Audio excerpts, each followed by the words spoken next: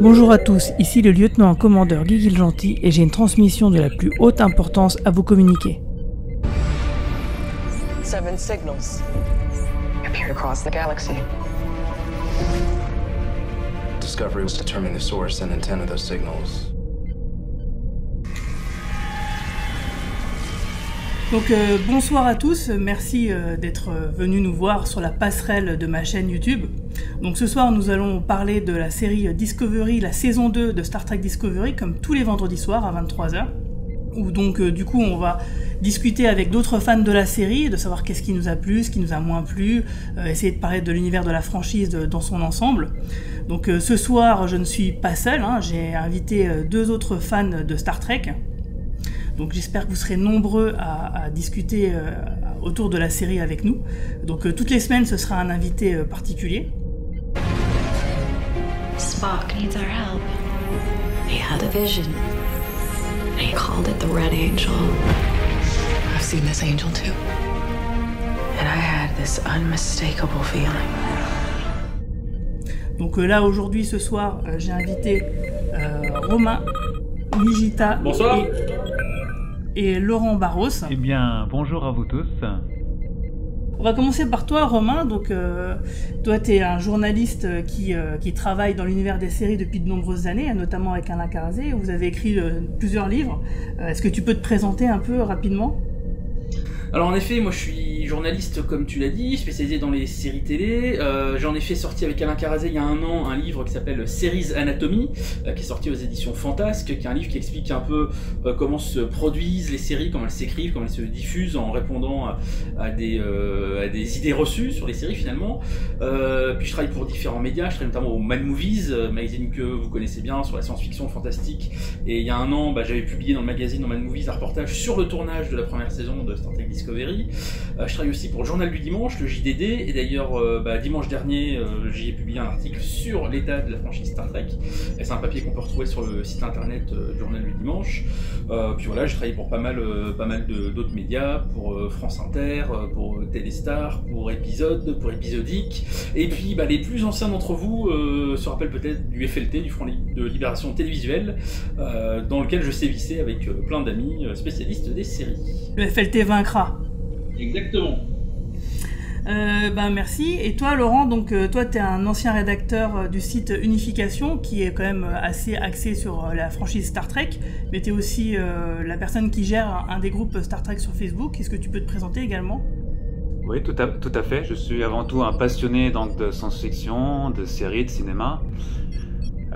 J'ai bossé, comme tu l'avais dit, sur Unification en tant que rédacteur.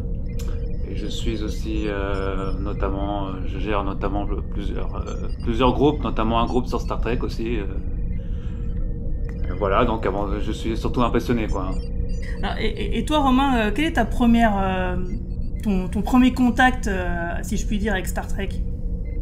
Alors moi, je me souviens un petit peu des épisodes diffusés sur la 5. Donc j'ai dû voir ça dans les années 87-88, quelque chose comme ça. Et surtout, moi, ce qui m'a marqué 2-3 ans peut-être plus tard, c'est quand Canal+ a diffusé certains des films. Je me souviens très bien du 4e et du 6e. Donc Retour sur Terre avec les baleines, et puis Terre Inconnue avec l'équipage de l'Enterprise confronté aux Klingons. Et surtout, le gros choc, ça a été simultanément la sortie de First Contact au cinéma en France et le début de la diffusion de la nouvelle génération sur Canal Jimmy, donc c'est fin 96. C'est vraiment à partir de là que je deviens vraiment un gros fan de Star Trek. J'étais déjà fan de science-fiction, de séries comme Code Quantum ou X-Files, et c'est vraiment avec la Next Gen et First Contact que vraiment je deviens un accro à cette franchise. Et toi, Laurent ? Moi c'est un peu pareil en fait, J'ai découvert la série étant très jeune sur la 5 aussi, la série classique. Après j'ai découvert surtout les films de la série classique, les 6 premiers films qui m'ont marqué. Et après c'est avec l'essor du câble, notamment Canon Jimmy, qui m'a fait redécouvrir la franchise avec la nouvelle génération notamment, et les séries qui ont suivi. Ouais, moi je suis un peu comme vous, j'ai découvert Star Trek, alors je me souviens plus si c'était sur RTL ou sur TF1 dans les années 80, j'ai un très très vague souvenir des épisodes de la série classique, mais par contre mon premier gros choc ça a été de voir Star Trek 2 sur RTL, où en fait j'avais raté le premier parce qu'ils rediffusaient les 4 premiers films, une semaine par semaine. Et donc j'étais tombé, c'était comme une trilogie, hein, le 2, le 3 et le 4. Et du coup c'est là où j'ai vraiment accroché. Et puis bien sûr, dès que j'ai pu avoir accès à Canal Jimmy et découvrir la nouvelle génération, et aussi les VHS, parce qu'il y avait aussi des VHS Deep Space Nine et Next G, je me suis à la Fnac, que je les reluquais souvent avant de les acheter. Même Voyager, je me souviens quand Voyager est sorti en 96, on en parlait dans le magazine télé en France sans savoir que on allait les avoir seulement quelques années plus tard. Et donc du coup je suis tombé dedans vraiment à fond dans les années 90 jusqu'à aujourd'hui, quoi.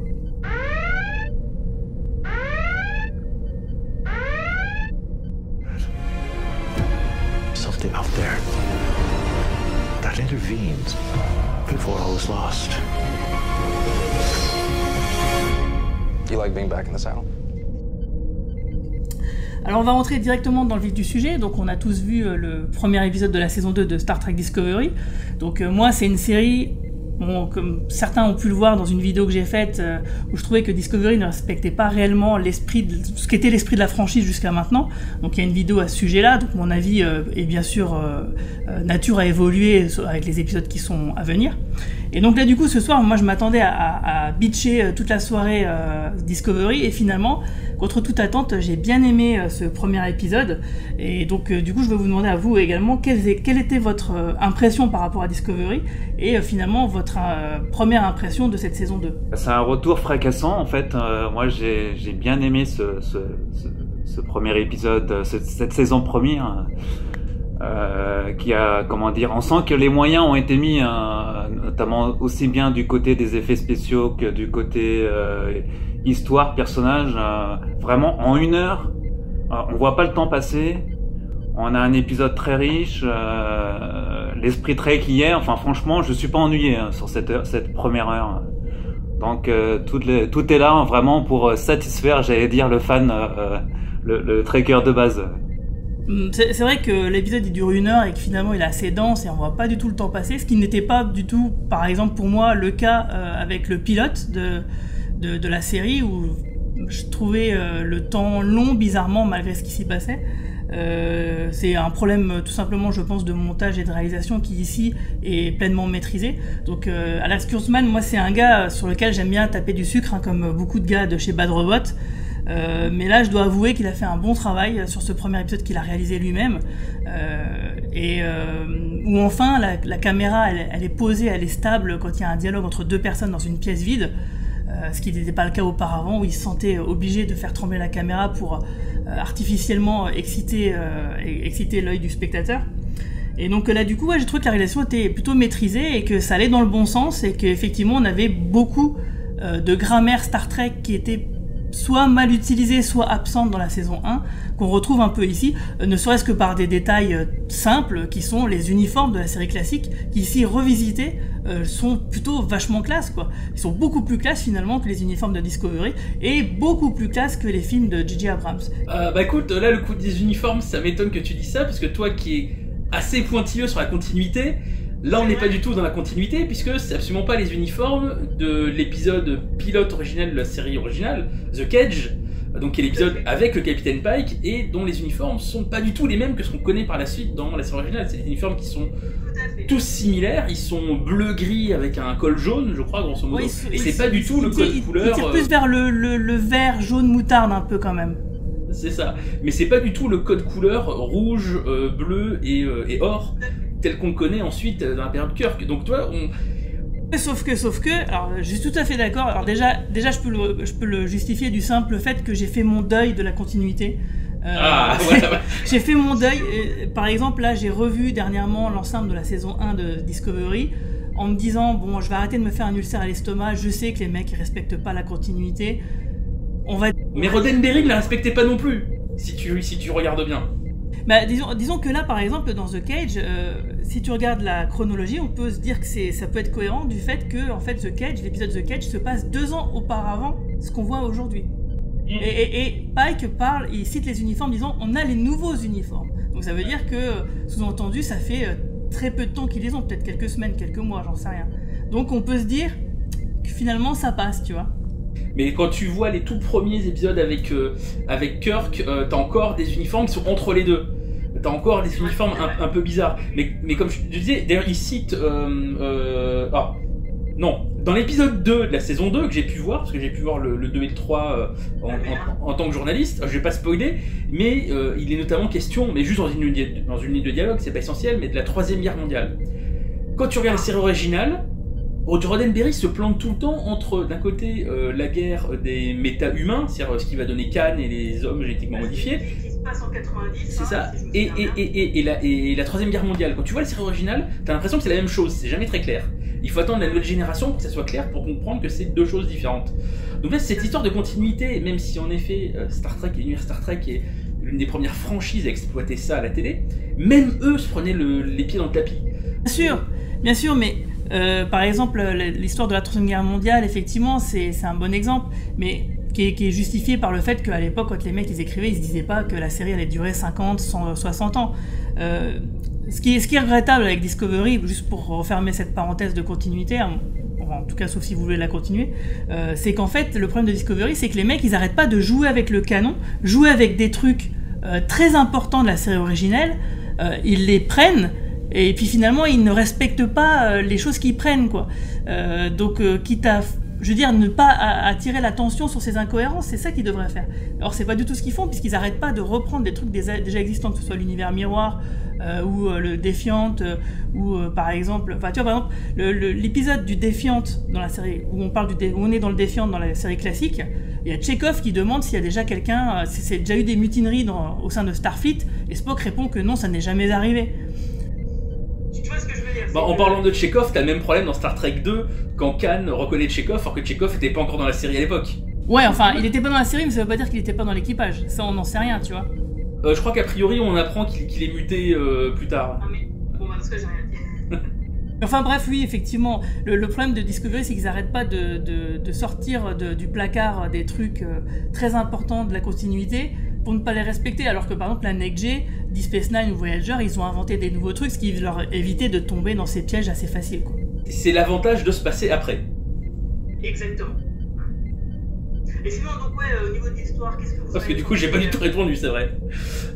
Pour aller très vite, moi, globalement, j'avais quand même plutôt bien aimé la première saison, avec quelques réserves, et du coup, j'ai vachement apprécié ce premier épisode de la saison 2. En effet, comme vous l'avez déjà dit tous les deux, c'est un épisode qui est ultra spectaculaire, qui passe super vite, malgré toute la foule d'événements qui peut s'y passer. On nous tease vachement, y compris dans la promo, Monsieur Spock, comme le savent les gens qui ont vu l'épisode, on le voit absolument pas à part enfant, mais on voit pas sa version adulte. Tout ce que je peux dire, c'est qu'il va falloir encore attendre un peu. Va falloir être un peu patient pour le voir, mais en tout cas je trouve que ça lance cette saison sur des bonnes bases, sur un mystère comme assez intriguant, quasiment comme la saison 3 de Enterprise. Voilà, on nous annonce un mystère mystérieux à l'échelle de la saison, donc tout ça, moi, clairement, me donne envie de voir la suite, même si j'ai un peu plus de réserve sur pas tellement sur l'épisode 2 que j'ai trouvé réussi, mais sur l'épisode 3. Ok. Alors, on va revenir un peu là-dessus, parce que j'ai quelques théories par rapport à tout ça. Qu'est-ce que vous avez pensé des personnages, quoi? Je veux dire, le fait de revoir le Captain Pike, est-ce que l'acteur vous a semblé bien casté? Est-ce que c'est pour vous, Laurent, est-ce que tu trouves que l'acteur qu'ils ont choisi pour Pike est le meilleur acteur qu'il puisse être finalement? Alors moi je l'avais vu dans la série Inhumain, d'ailleurs, où il parlait pas.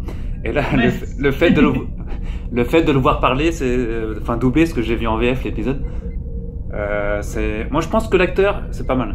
L'acteur qui incarne ce capitaine est bien choisi, je trouve. Aussi bien physiquement qu'il est bien dans le rôle. Parce que c'est vrai que ses deux prédécesseurs, à savoir Jeffrey Hunter et Bruce Greenwood, les acteurs sont très différents. Disons que déjà Bruce Greenwood, il était un peu trop âgé pour le rôle, mais ouais, un peu trop âgé. Ouais. Mais par contre, c'est vrai que moi je trouve que l'acteur, ils l'ont plutôt bien choisi, serait-ce que physiquement, il a un aspect qui est proche de l'acteur d'origine. Il y a juste, moi, ce qui me dérange un petit peu dans son jeu, c'est que j'ai parfois l'impression d'être face à une sorte de proto-Kirk. Il me fait un peu trop penser par moments à Kirk.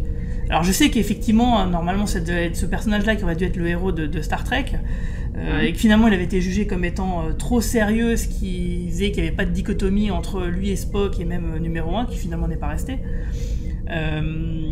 Mais du coup, ouais, je trouvais que par exemple, ouais, ce côté chaleureux qu'on ne connaît pas de Pike de la série classique, parce qu'on le voit, quand on le voit, c'est un moment de sa vie où le mec il est grave déprimé et puis il veut tout plaquer.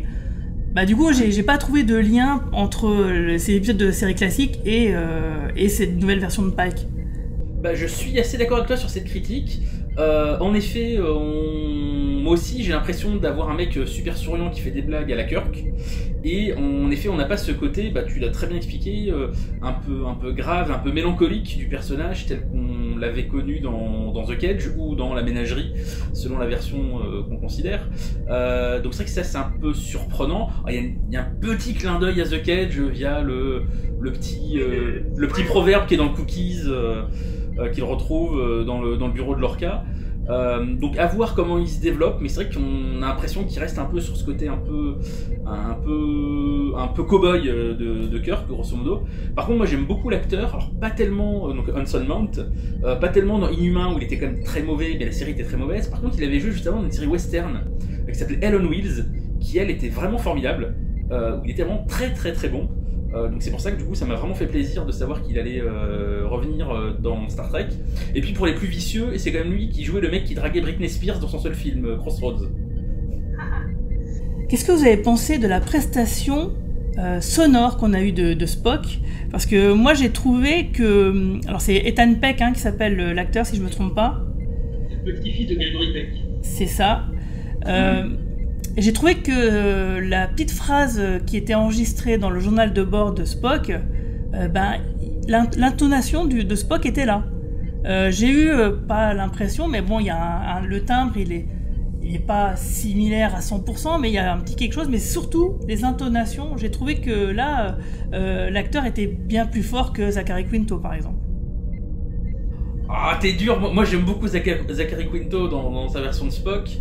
Mais là, ce qui est amusant, c'est que si t'écoutes bien, le début de son message enregistré, donc dans l'épisode de Discovery, il commence avec une espèce de voix un peu grave, un peu enrouée, qui rappelle un peu la voix de Leonard Nimoy. Et après, au fur et à mesure, t'as sa voix qui se clarifie un peu, et là, il se réapproprie sa propre voix. Je trouve que c'est assez bien joué. Et du coup, on accepte peut-être mieux le fait que c'est quelqu'un d'autre, surtout que pour l'instant on le voit pas, ça se fait graduellement, on le voit d'abord en fond, il comprend la voix. On le verra sûrement plus tard physiquement, même si on l'a déjà vu dans les bandes annonces et dans les photos. Mais du coup, on y va au fur et à mesure. Du coup, je pense qu'on l'acceptera beaucoup mieux comme ça. D'ailleurs, le scénariste a vachement préparé le terrain, ne serait-ce que par la bouche de Pike, en disant mais non, mais attendez, Spock, vous voulez le voir, mais vous ne devriez pas vous attendre à grand chose parce que sinon vous allez être déçus. Quand Pike dit ça à Michael Burnham, c'est clairement le scénariste qui s'adresse à nous, fans de Star Trek, qui attendons bien sûr de voir Spock. Même si moi j'aurais préféré que ça ne tourne pas autour de Spock parce que du coup ça nous fait vraiment un univers qui est très restreint et toujours auto-centré sur les mêmes personnages, avec cette notion un peu de destinée chère aux auteurs de Bad Robot qui moi me rebute un peu, et encore plus dans Star Trek parce que je trouve que ça va pas du tout ensemble. Mais bon, passons. Et donc là, du coup, j'ai trouvé que c'était plutôt bien amené, effectivement, que le fait de nous faire accepter ce nouvel interprète de Spock. Ils ont pris des pincettes, ils ont bien fait de le faire, je pense, que ça portera ses fruits au fur et à mesure de la saison. Et alors, qu'est-ce que vous avez pensé de Michael Burnham, toi, Laurent, par exemple? C'est vrai que tout tourne autour de Michael Burnham, c'est elle, j'ai envie de dire, l'actrice. C'est le personnage principal, oui, tout à fait. Ouais, l'actrice principale de la série, donc après certains vont dire ah oui, elle a toujours les réponses à toutes les questions, tout ça. Mais c'est vrai que c'est une forme de super conseillère en fait, j'ai envie de dire. Super conseillère, pourquoi tu dis ça? Auprès de quand elle accueille notamment Pike sur le Discovery. Ah, pas conseillère dans le sens d'Anna Troy par exemple. Anna Troy par exemple. Ouais. Ah, tu trouves toi? Ouais, moi je trouve qu'elle a un rôle, enfin elle mixe un peu genre c'est Data, Worf, Riker quoi. Elle a toujours raison, enfin elle a toujours réponse à tout, elle a toujours raison sur tout, ce qui était parfaitement agaçant, ultra énervant dans la saison 1. c'est qu'elle avait toujours raison envers et contre tous. Genre c'était elle qui est portée à chaque fois et c'était vraiment agaçant. Là, j'ai trouvé que dans ce premier épisode, il y avait justement une dynamique de groupe qui s'installait, qui faisait que, bien sûr, elle était toujours en avant, mais malgré tout, ce n'est pas elle qui apporte toutes les solutions à tous les problèmes, ce n'est pas elle qui porte tous les éléments clés, elle en porte la majorité, mais c'est quand même pas elle qui fait tout. Je veux dire, il y a Tilly qui apporte l'information de ce qu'elle a constaté par rapport à la roche de l'astéroïde par rapport au sport. Des choses comme ça, et même Pike, par exemple, Michael, quand elle dit quelque chose, elle ne va pas à l'encontre de Pike, c'est Pike qui accepte, donc du coup ça passe beaucoup mieux, quoi. Elle est moins énervante en fait. Qu'est-ce que t'en as pensé toi, Romain, par exemple, de ça? Et bah tu vois, la discussion là que tu viens d'avoir avec Laurent, finalement est assez symptomatique, c'est que on comprend pas vraiment quel est son rôle au fond. Au sein du vaisseau, et c'était un peu pareil dans la saison 1. Alors sur ce que tu dis, sur le fait qu'elle a toujours raison, elle commence comme la série en ayant complètement tort et elle finit en prison. Donc après... Ce qui est aberrant, quoi. Ah bah non, moi je trouve ça au contraire, c'est vachement accrocheur comme début de série. L'héroïne qui finit en prison à vie dès la fin du premier épisode. Waouh, tu t'en prends plein la gueule, tu t'y attends pas. Mais avec le contexte que, enfin je veux dire, elle avait raison de faire ce qu'elle a fait, et je veux dire... Bah, c'est quand même à cause d'elle qu'il y a une guerre qui est déclenchée, que sa capitaine se fait tuer. On l'a pas tout à fait... Ouais, mais si on l'avait écouté à 100%, si on l'avait suivi, il n'y aurait pas eu de guerre. C'est ça, tu vois, c'est bizarre. Alors que d'un autre côté, dans Saru, l'épisode 8 ou 9, je sais plus, quand ils sont sur la planète un peu chelou avec l'espèce d'antenne qui doit régler justement les problèmes de bouclier occulteur des Klingons, Saru il pète un câble, il fait foirer complètement la mission, donc du coup il peut faire potentiellement perdre la guerre à la Fédération, et lui, on l'engueule même pas, quoi, il a même pas une tape sur les doigts. C'est bizarre quand même. Il a pas fait tuer la capitaine avec son erreur. Ah voilà, tu vois, ce que je veux dire, c'est que je trouve qu'il y a une incohérence quand même qui est assez flagrante ici. Mais en tout cas, non, mais c'est vrai que ça m'a gêné quand même, et ça me gêne toujours autant. Sur le premier de la saison, on comprend toujours pas quel est fondamentalement son rôle à bord du vaisseau. Que dans la saison 1, il l'appelle la spécialiste Burnham, parce qu'elle n'est plus gradée, elle est juste là. On n'a pas le droit de te donner un rôle parce que tu sors de prison, mais il faut bien que tu sois là. Et c'est vrai que du coup, moi ça me rend beaucoup plus sympathique, tous les autres personnages de l'équipage. Que ça soit Saru, que ce soit Tilly, dont je trouve le personnage absolument formidable, y compris d'ailleurs dans son petit short treks, ça met vraiment en lumière toutes les qualités de l'écriture de ce personnage-là. Saru, pareil, il adore son short trek, c'est génial, et l'acteur est vraiment très très bon. Y compris d'ailleurs, ce qui est vachement appréciable dans le premier épisode de cette nouvelle saison, c'est que tous ces personnages qui ont été créés pour la passerelle, qui ont tous un look bien identifiable, on sent que là ils ont envie de les pousser en avant. Et bah ça me fait plaisir ça. Parce que moi, ces personnages-là, je t'avoue que dans la saison 1, les autres, j'en avais un peu rien à carrer, et ceux-là, j'avais envie de les connaître, et en fait, c'était que des figurants. Donc là, qui prennent un peu de matière, ça me fait vraiment plaisir. Mais du coup, ça met donc encore plus cruellement en lumière le problème du personnage de Michael Burnham, dont, hormis le fait que c'est la sœur adoptive de Spock, on sait pas trop quoi en faire. Il me semble qu'elle est nommée comme étant lieutenant, si je ne me trompe pas. Lieutenant-commandeur, il me semble. Ouais, grosso modo, c'est la numéro 3 du vaisseau, t'as le capitaine, ensuite t'as Saru, ensuite t'as elle. Mais malgré ça, on comprend toujours pas quelle est sa fonction véritable. C'est tout à fait vrai ce que tu dis, tu vois, ça m'avait pas tilté, maintenant que tu le dis, c'est évident. Quand Pike, il fait son petit tour d'horizon de la passerelle pour que chacun se présente, tout le monde a un rôle parfaitement attitré, les communications, la navigation, etc. Mais elle, non. Et c'est vrai que c'est tout à fait bizarre. Alors sinon, qu'est-ce qu'on aurait pu voir Stamets, je trouvais que le personnage était plus sympathique dans la saison 1, mais j'avoue que son arc narratif, même si il pourrait être intéressant, m'intéresse pas tant que ça, et que finalement le nouveau personnage qui apparaît là sur l'astéroïde, l'espèce de, j'ai oublié son nom, la nana qui l'ingénieur qui bricole, ingénieur médecin, je l'ai trouvé fantastique. Elle m'a fait sourire beaucoup. J'ai trouvé qu'elle avait beaucoup de charisme, qu'elle dégageait quelque chose qui pourrait... si on remplaçait Stamets par ce personnage-là en tant qu'ingénieur en chef du vaisseau, par exemple, franchement, moi je verrais ça d'un bon œil. Qu'est-ce que vous en pensez, Laurent, par exemple? Ah ouais, je suis tout à fait d'accord avec toi. Ouais. Et toi, Romain? Moi j'aime beaucoup Stamets parce qu'en effet il est antipathique au début de la saison 1, mais ça fait partie de son personnage d'être antipathique et de se prendre plein de trucs dans la gueule et du coup de devenir un peu plus humain avec tout ce qu'il vit dans la saison 1. Donc j'aime bien. C'est vrai. Donc j'aime bien ce personnage-là. Et puis en ce qui concerne le nouveau perso dont vous avez parlé, j'ai vu la suite. Donc je faut pas trop s'y attacher. Oh, j'en étais si.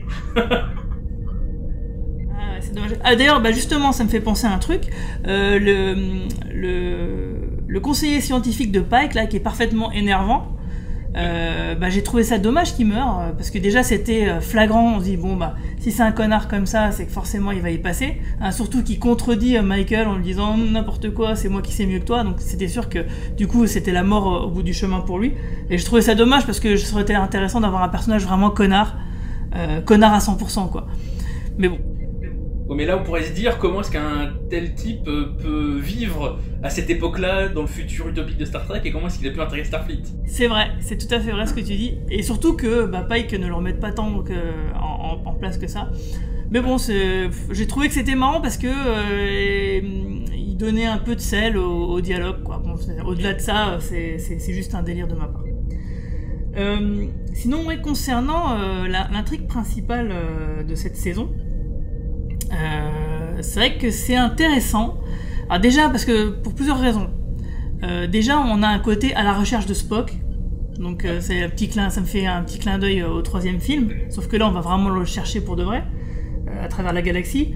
Il y a aussi cette idée que peut-être ces événements-là, ces 7 signaux, il y en a 7 il me semble, sont peut-être une conséquence de l'utilisation du Spore Drive.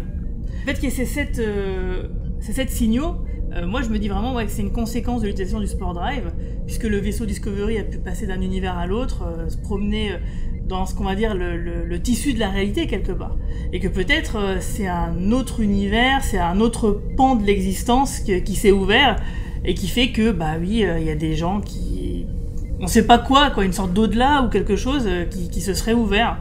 Et qui serait donc une conséquence de l'utilisation du moteur Spore Drive, et ce qui pourrait justifier par la suite, à l'issue de cette intrigue, que finalement cette technologie, on n'en parle plus du tout dans la suite de la franchise, au niveau historique je veux dire. Alors ce que tu dis est intéressant, j'avais pas forcément pensé à ça, même si en effet il va bien falloir trouver à un moment donné une explication pour dire qu'on n'utilise plus le Spore Drive dans la suite de cet univers.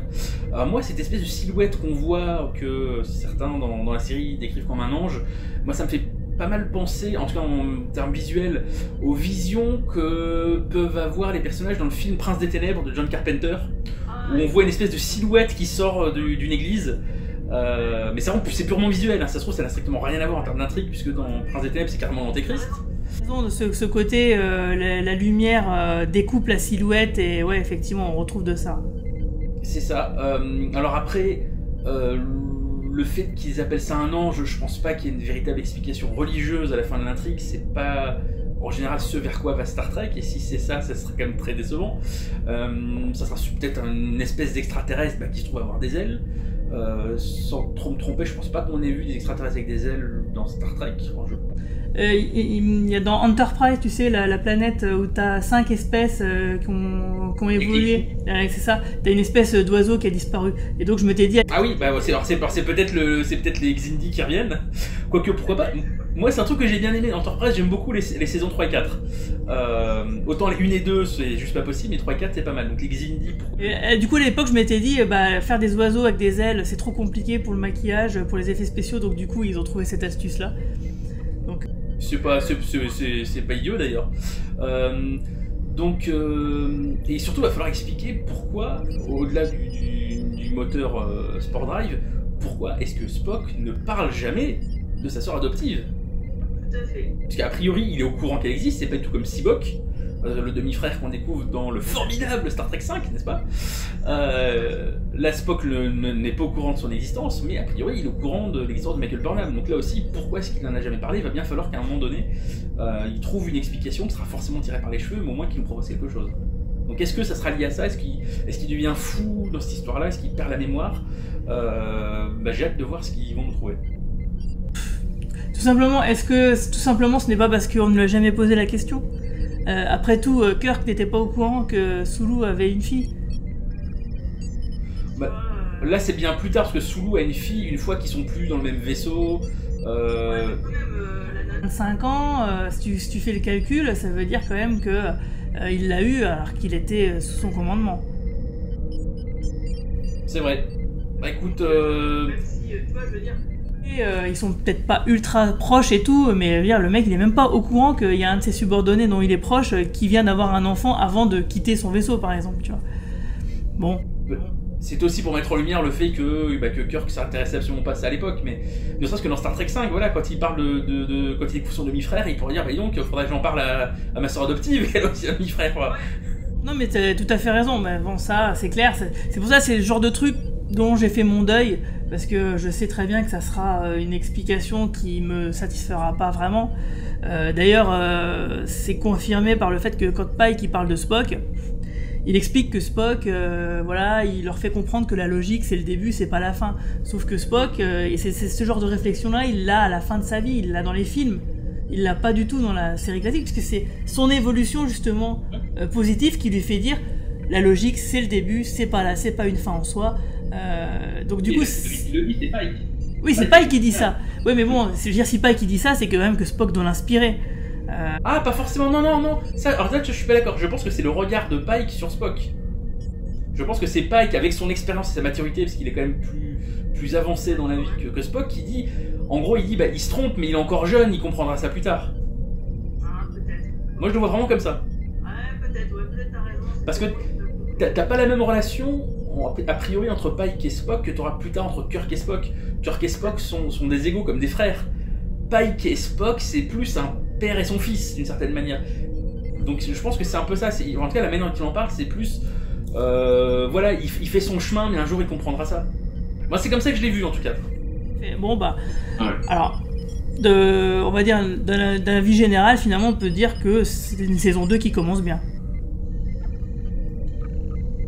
Attends, je vais laisser répondre Laurent, peut-être d'abord. Ouais, c'est une saison 2, ouais, on l'a compris, la trame principale de cette saison 2, c'est Vulcain, c'est les relations avec Michael Burnham et son comment dire, et Spock, notamment. Ouais, la trame principale, c'est Vulcain, c'est vraiment... après, il y a... dans la saison... Après, on a 15 épisodes encore, on a encore 14 épisodes. Hein, il y en a 15 en tout? Il y a 15 épisodes, je crois, dans cette saison 2. Ah, il me semblait qu'il... Ok. Donc, je compte vraiment sur les équipes de la série pour nous trouver des choses intéressantes. Hein. Ok. Ouais, donc c'est vrai que moi, quand j'ai vu ce premier épisode, je me suis dit, ouais, tout le budget, ils ont vraiment cramé dans le premier épisode, parce que ça faisait vraiment blockbuster. Et toi, Romain, qui a vu donc les épisodes 2 et 3, est-ce que c'est sur la même tendance ou c'est un petit peu plus calme quand même au niveau des effets? En termes du côté épique, effets spéciaux, aventure, explosion et compagnie, c'est quand même un poil plus calme sur les épisodes 2 et 3. On revient sur un truc un poil plus épisodique, c'est vraiment qu'une intrigue bouclée à chaque épisode. J'essaye de pas trop spoiler.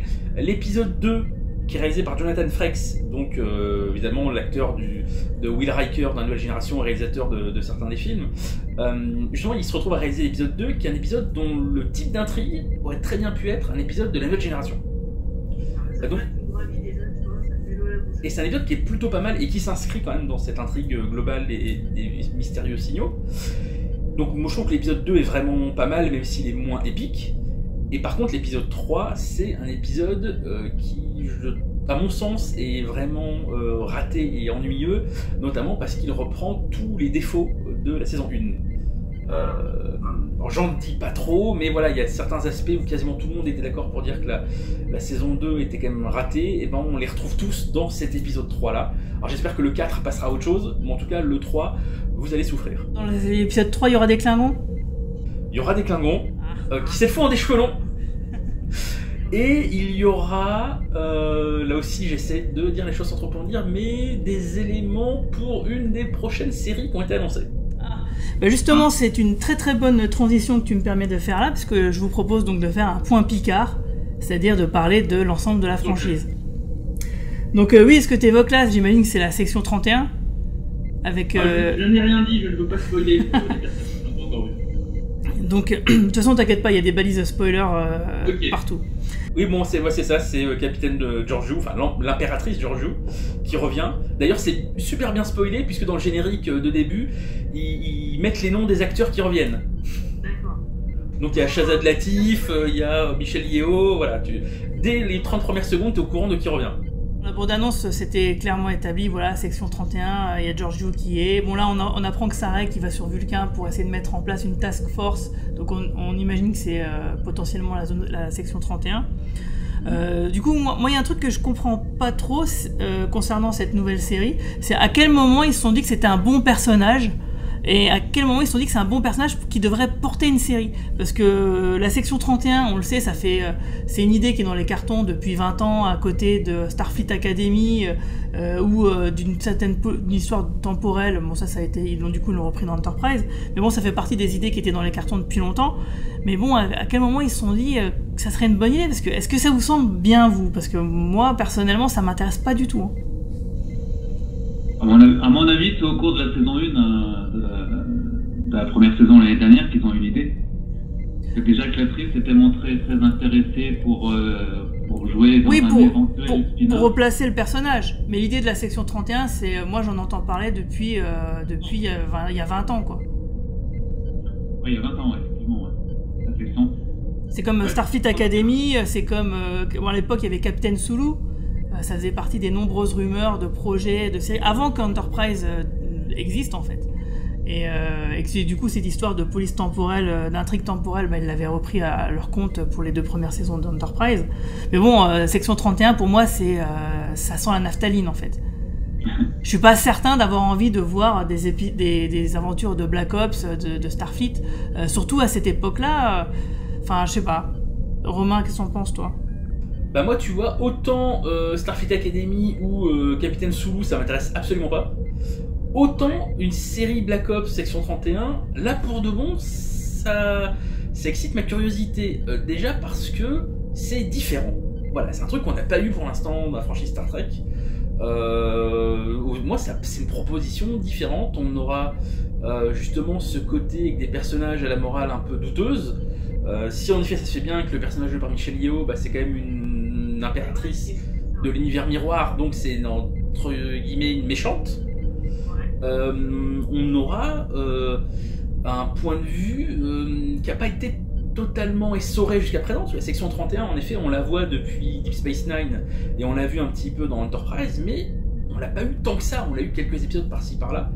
Donc je pense que c'est un aspect de l'univers Star Trek qui n'a pas été encore très exploité, or que l'Académie, j'ai l'impression qu'on l'a déjà vu avec Wesley, on l'a déjà vu dans le premier film d'Abrams. Moi franchement ça m'intéresse pas. Capitaine Sulu, à part qu'on ait un nouveau capitaine, non mais au-delà du fait qu'il soit trop vieux, il pourrait même le faire avec un autre acteur finalement, mais ça sera toujours qu'un capitaine sur un vaisseau, et puis voilà quoi.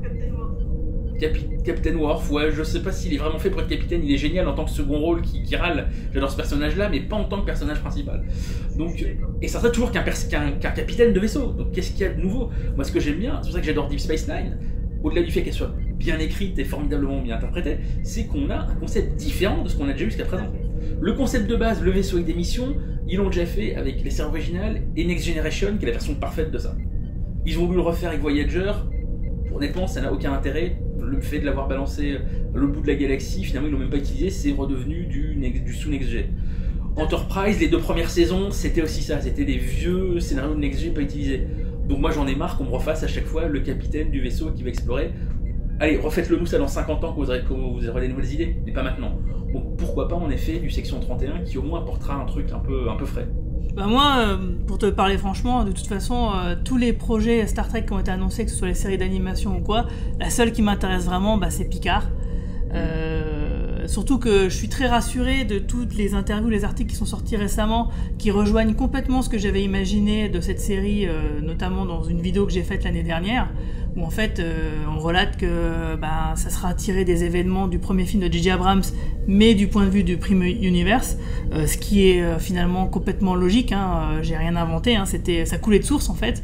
Et ce qui m'a aussi beaucoup rassuré, ce que j'imaginais aussi également, c'est que la place de Patrick Stewart dans le processus artistique était très présent. Et ça, moi, j'en étais persuadé parce que déjà à l'époque, sans avoir la stature qu'il a aujourd'hui, mettait déjà son grain de sel dans les dialogues, dans les scénarios, etc. Et donc maintenant, avec sa position... Oui, et du coup, là, il va pouvoir vraiment s'y mettre, quoi. Je pense qu'en plus, il a le recul des années qui lui permettront peut-être d'apporter des choses nouvelles. Et là, donc, là, j'imagine... Alors, je sais pas, peut-être que ça sera plus en rapport avec de la diplomatie. Je pense que ça peut être aussi très très intéressant, quoi, d'avoir ce côté de diplomate poussé à l'extrême, plus que ce que ne l'aurait fait la Next Gen, aussi peut-être sur un modèle de série feuilletonnante, ça pourrait être très très intéressant. Ouais, moi j'ai l'impression qu'ils vont aller sur un truc un peu plus genre la dernière mission, genre la mission suicide. Ok, pour sauver l'univers, faut que j'aille faire un dernier truc, personne veut que j'y aille, mais je vais y aller tout seul. Moi je vois bien un truc dans ce genre-là. Tu vois, moi, j'imagine tout à fait, tu vois le début de Star Trek Terre Inconnue, le 6e film, j'imagine un truc comme ça, moi, tu vois, mais sur le long cours. Où, en fait, effectivement, peut-être qu'il va sauver l'univers, mais que ça passera non pas par l'utilisation d'un vaisseau, mais peut-être tout simplement d'une mission diplomatique. Peut-être, oui. Surtout qu'au début, on nous l'a vendu comme étant une mini-série, en fait. Donc on ne sait pas vraiment si ça va être une série ou si ça va durer plusieurs années. Ouais, à mon avis, ça va être un peu le Logan de Picard. Ça, tout à fait. Je suis tout à fait d'accord, je valide cette comparaison. Le baroud d'honneur du capitaine Picard, ouais.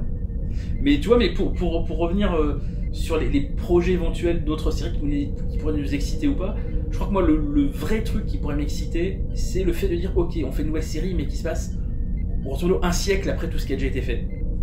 On s'occupe plus du passé, on fait que des nouveaux designs, que de nouvelles situations, que des nouveaux trucs. Mais du nouveau. Moi, ce qui m'intéresse, c'est du nouveau. Ouais. D'ailleurs, là, je suis content parce que dans le premier épisode de la saison 2 de Discovery, on retrouve un peu d'humour. Et ça, c'est plutôt pas mal. C'est rafraîchissant.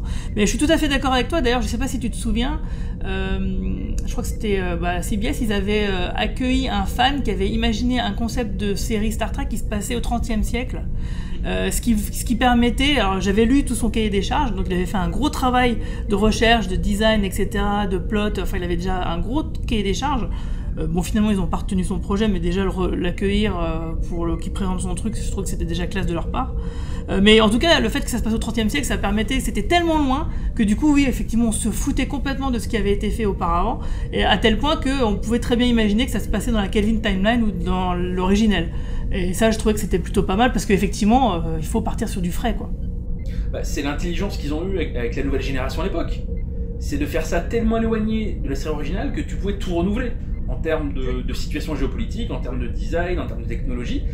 Voilà, c'est ça qui nous manque, parce que quand même, depuis Voyager et les derniers films de la Next Gen, tout ce qui a été fait, c'était que des préquels. On n'a jamais réussi à aller plus loin dans le temps. Donc depuis la fin de Voyager, c'est 2001.